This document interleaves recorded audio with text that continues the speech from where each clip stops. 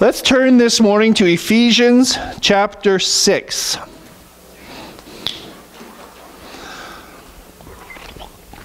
Now, Ephesians chapter 6 is the place where we're going to get to, but we're not really going to start off there yet.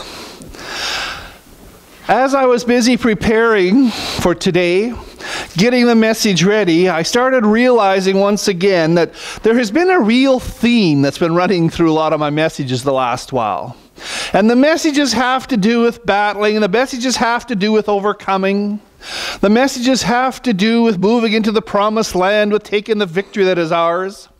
And I was stuck with the idea that what happens, and people really don't seem to realize it, but what happens so often is the greatest hindrance to our success is in our own minds. You know, we will end up stopping ourselves from succeeding much more than having somebody else stop us. People will turn around and they'll make the comment, say, well, you know, the devil kept me from this, or other people kept me from it, or somebody stopped me from going ahead. The greatest hindrance to your success will be in your own mind. You will stop yourself from overcoming more than anything else, and the battle within our minds is unavoidable, and no one is immune from this conflict. So the battle that you're going to fight in your mind, everybody's fighting it. Now, they may not be fighting on exactly the same terms. They may not be fighting over exactly the same things.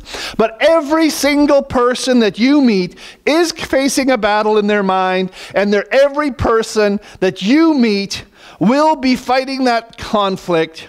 It will continue to be fought until Jesus returns. I have met people that have been walking with the Lord for many years, some of them 50, 60 years. They've lived the life of overcomers. You look at them, you think they've got everything that they need, and yet when you talk to them, you'll find out that their own mind is their worst enemy. Well, I don't know what would happen. I don't know if I could. I don't know if we should. I don't understand. And they'll find that the mind, the thoughts that attack people's minds, is the greatest thing that you will have that stops you from moving on. See, we all like to stay with the things that are comfortable. And then as soon as something becomes uncomfortable, we'll start thinking, well, I can't do it. Well, I can't. I've never done that. I can't. Well, just because you've never done it before doesn't mean you can't. There's a lot of things in life that I have never done, which I believe I'm quite capable of doing. Doesn't mean I want to do them, but I could. Now, there is some things in life that I would have to strive a little harder for, but we allow our own mind to hold us back and to stop us. You know, this battle will start, the battle of your mind starts very early in life. Very quickly in life, you will find that there is a fight in your mind that's going to try to get you to go in one of two different ways. See, I believe that with God, in Christ, all things are possible. I believe that. I believe that through Christ, I can always make the right decisions, and I can always go ahead and do the right thing. But I also know there's another side of me that likes to sometimes think, well, we don't have to go there. We don't have to do that. We don't have to push through that. And there's another side of me often that would like to try and convince me that I should hold back and not push in. I like a side of me that would like to give up. I think, well, that battle starts early in life. And usually that battle will start when you first get to realize that you get to choose between right and wrong. How many of us have realized in this life that you get to choose between right and wrong? It starts at that moment. It starts very early in life. It could be the time that you were questioned about something which you had done, but you knew you shouldn't have.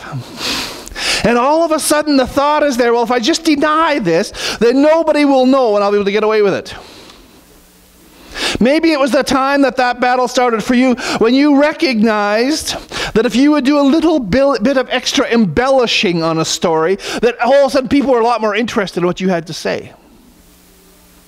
Maybe it came at the time where you saw a cookie And you decided to take that cookie when you knew you shouldn't. It came at a time where there was change, and you knew that that change wasn't yours, and yet you wanted to help yourself to it. And all of a sudden, there's a battle going on in your mind between what's right and what's wrong.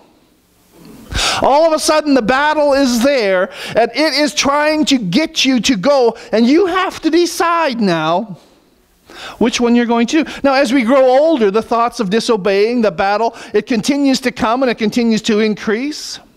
And when we start thinking about these things, we're going to recognize that this battle didn't start yesterday. Not one of us woke up this morning and says, oh, I just don't understand. I've got these choices and I don't know how. There's these two things that try to lead me in two different ways. I just don't know what's going on. But we do find out very quickly that in every battle there are consequences for losing. If you lose the battle, there's a consequence. You also find out very quickly that as a 5-year-old, the consequences are not as serious as they are when you're an adult. As a 5-year-old, the consequence for losing the battle in the mind, taking too many cookies, might be getting your hand slapped and having that extra cookie taken away. As a 5-year-old, when you're doing that what you're not supposed to do, it might be a stern reprimand that says, now don't do it, and you quit, and everything is fine. When you get caught stealing later on, it helps you discover that your consequences are going to increase in severity as you get older. Getting caught lying as a child, and people start saying, oh, well, isn't that cute? And you get older and you get caught lying and people start not trusting you. And all of a sudden you find out you can't say anything and have somebody believe you. In fact, you'll find out that when somebody is going to repeat what they heard you say, they're going to say, but it only came from. There's consequences. The battle was there to tell the truth. The battle was there to lie. You chose to lie, and now the consequences have increased in severity because the older you have gotten, the more you have come to realize, and other people have come to realize, that you are not saying what you are. And so the increase of severity is there as you age. Getting caught lying means people quit trusting. Rejecting authority as a baby or a very young child, deciding that you're going to have your own way, might be nothing more than a quick slap, quick tap. So smarten up. But when you get older, the consequences are much higher. When you start rejecting authority in school, it means you get embarrassed before the entire class. It means that you might be getting attention. It means you might have a personal invitation to the principal's office. Now, as a child, rejecting authority really didn't have that many consequences, but the older you get, the greater the consequences are. And the consequences are designed, usually, to try and help you make the right decision. Because as an adult, if you keep rejecting authority, you find out you can't succeed. That's the truth. You might find out that your life is blocked off in 4-inch wide spaces. Why? Because it's rejecting authority, and the consequences are greater. Every time you keep doing it, every time, the older you get, the stronger the consequences are. Rejecting authority in school may be the personal invitation to the principal's office. This included having my parents informed of my rebellion.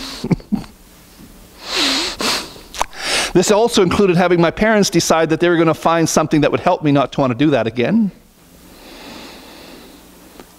Because of a battle in my mind. A battle that was going on in my mind, and it brought results. My parents dealt with it in such a way that they felt it would help me realize the full cost of failing to properly maintain my thought life. And that's really where it starts. It starts in the thought life. The battle is in the mind. The battle is for truth. The battle will be about what you choose to think about. Now when we're talking about these things, it shows us the truth. You know, the older we get, the higher the price we pay for not maintaining a proper thought life. As a child, and really it is your thought life that gets you to the point, as a child where you start saying, well, I can take it and nobody's going to know. I can say it and nobody's going to catch me. I can do and I can get away with it. As a child, it is your thoughts that say, I don't have to listen to mom and dad. I can get what I want. I can use a little bit of anger.